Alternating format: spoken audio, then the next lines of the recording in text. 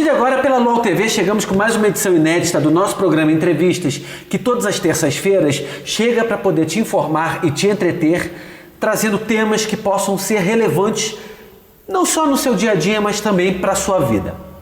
Estou trazendo hoje o psicólogo Giovanni Correia. Ele veio falar de um tema que é sempre importante podermos tratar. A grande mídia trata e hoje no Entrevistas não vai ser diferente. Família e homossexualidade. Giovanni, muito obrigado por ter aceito o convite, por ter vindo. Estamos em 2019, no final de 2019, família e homossexualidade. Ainda existe tabu sobre esse tema? Existe muita coisa, apesar da gente achar que por estar no século XXI não deveria ter mais, né? Só que cada vez mais a onda conservadora avança, né? E com isso fica evidente esses dois opostos entrando em conflito, né? O conservadorismo e as pautas mais de liberdade e tal. E as pessoas tendem a acreditar que esses são assuntos novos, que nunca existiram, que nunca existiu gay, né, lésbica, sendo que se a gente olha para trás, né, na história da humanidade, a gente sempre vai encontrar isso de outras formas, assim, em todas as culturas, em todas as sociedades, né? Só que é algo que fica mais evidente agora por conta, né, desde que foi instituído o casamento como... a igreja instituiu ele como um sacramento, né? Quando começou a ter isso de ter que morar junto e tal, começou a aparecer isso mais, né? Isso é registrado por historiadores, né? Giovanni, mediante uma sociedade que está sofrendo um retrocesso, principalmente nesse ano de 2019, essa onda conservadora, nós podemos dizer que a relação da família com o homossexual, o que era para ser algo para ficar melhor, está ficando algo mais, digamos, tenso, mais estressado, mais do tipo, não pode, vai casar com uma mulher, ou então vai casar com um homem, isso é uma pouca vergonha. Assim, nós temos hoje assim, muitas famílias que aceitam e compreendem, até por a gente ter liberdade de discussão, então isso pode ficar mais claro para algumas famílias. Só que como fica esse pensamento assim, na sociedade mais conservador, né, de que se permite entrar esse discurso que é religioso, né, afinal de contas, né, de dizer que o que é natural, o que não é, o que é certo, o que é errado, né, e aí acaba isso, conforme um vai falando, isso vai ficando mais evidente, quem pensa igual, mas estava quieto antes, começa a falar sobre isso também e começa a querer impor ao outro como ele deve ser, né? Essa imposição não é um mal que a sociedade faz para com a pessoa? Sim. Tipo, é a mesma coisa. Tudo bem, você está com uma camisa azul, eu gosto de azul, mas se você tivesse com uma camisa roxa, eu não gosto de roxo, vou implicar com você, vou criar caso. É um tipo de coerção, né, que é usado em grupos, em sociedade, né, para manter as pessoas sob controle, né? Você pode fazer isso e não pode fazer aquilo. Se a pessoa começa a fazer diferente, já foge ao controle, né? Então, assim, são pessoas que provavelmente têm questões internas que ela não quer olhar e aí ela prefere projetar no outro e criticar o outro ao invés de olhar para si mesma, né? Mas aí, essa questão interna é uma frustração do fato de não ter coragem de ser o que é? Sim, sair do armário mesmo? Não literalmente, não necessariamente, assim, a pessoa que é homofóbica, ela é homossexual, mas ela tem questões internas que essas questões internas precisam sair do armário no sentido de que ela precisa olhar que existem essas questões e trabalhar elas, né? E aí ela projeta isso no diferente, né? Então... O que seria, de fato, essas questões internas que precisam ser afloradas? Como você citou a palavra frustração, por exemplo, né? Tem coisas que a gente traz desde a infância, né? Tem vários elementos internos que a gente precisa olhar e integrar, né? Vários opostos que existem dentro da gente que precisam se confrontar e chegar a um consenso, né? Uhum. E aí, quando a gente joga isso para a sombra e não olha para isso, quer fingir que tem coisas da gente que a gente às vezes não acha legal e a gente quer fingir que não existe, existe, né? Se a gente pega a sujeira e joga para debaixo do tapete, ela não deixou de existir, ela está ali e eventualmente vai criar um bolinho que vai incomodar. Então isso precisa ser olhado, senão a gente vai projetar no outro, né? Entendi. E aí a sujeira debaixo do tapete vai gerar algum problema, naturalmente vai gerar problema de alergia, enfim. E no lado psicológico também, se não externar, por isso que é importante fazer análise, é importante fazer análise. Antigamente se tratava a análise, não, a análise é coisa de gente que está, de gente louca. Hoje em dia funciona muito mais como funciona principalmente como um autoconhecimento. Porque na análise que você tem a oportunidade de olhar para essas questões internas, que às vezes você não está percebendo, mas o terapeuta pode apontar para você. Porque se você não consegue lidar com esses outros internos dentro de você, você também não consegue lidar com o outro externo que é diferente de você, né?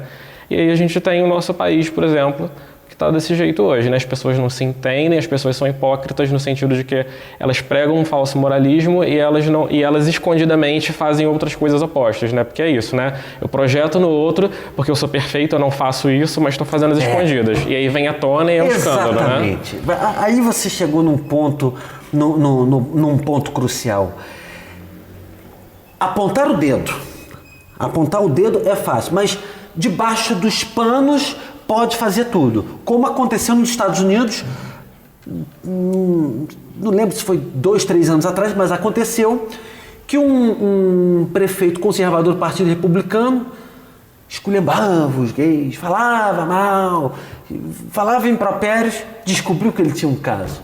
Teve que se retratar e renunciou ao cargo. Isso se repete muito, né? Hoje mesmo eu recebi uma notícia também de não sei se foi aqui no Brasil, mas um cara que fazia propostas de lei de cura gay e depois ele se assumiu homossexual, né? Então nós temos muitos casos desses, assim, né? Essa questão de cura gay, você como psicólogo, como que você entende isso? Não é uma coisa um pouco louca? Então, as pessoas que defendem esse discurso, né? Os profissionais que defendem... É o ser. Enfim, você vai fazer o quê? Vai consertar o ser? Os profissionais que defendem esse discurso, né, na verdade, eles não se baseiam em nada científico. Eles pegam o discurso religioso adentrando a profissão que deveria se basear em ciência, né? E aí, nesse mês, nós tivemos as eleições para o Conselho Federal e Regional de Psicologia. Em todos os âmbitos, tiveram chapas que apoiavam a cura gay, que eram muito reacionárias e que se alinham com o atual governo, né? Que estavam lá com a ministra Damares e tal, que felizmente foram massacradas nas eleições, perderam feio. É verdade. Mas que adentram a profissão com discurso religioso. E, infelizmente, a gente vê muito profissional hoje em dia defendendo isso de todo lado.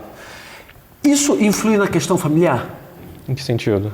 A questão de todo esse discurso, mesmo sendo da área da psicologia, as famílias, de algum modo, claro que hoje as pessoas se influenciam um pouco menos porque tem uma capacidade de discernimento melhor, mas perante a família, dentro daquele âmbito, influencia? Eu não sei se hoje tem uma capacidade de discernimento melhor, porque a gente está vivendo uma era de alienação, de distorção da informação, né? Então, esse tipo de profissional que tem esse discurso, ele se alia a pastores e tal. Então, o discurso está sendo adequado, o pastor se aproveita. Olha, tem um psicólogo, eu estou aqui falando de um espaço de poder, né? Eu tenho um diploma e eu posso falar sobre esses assuntos.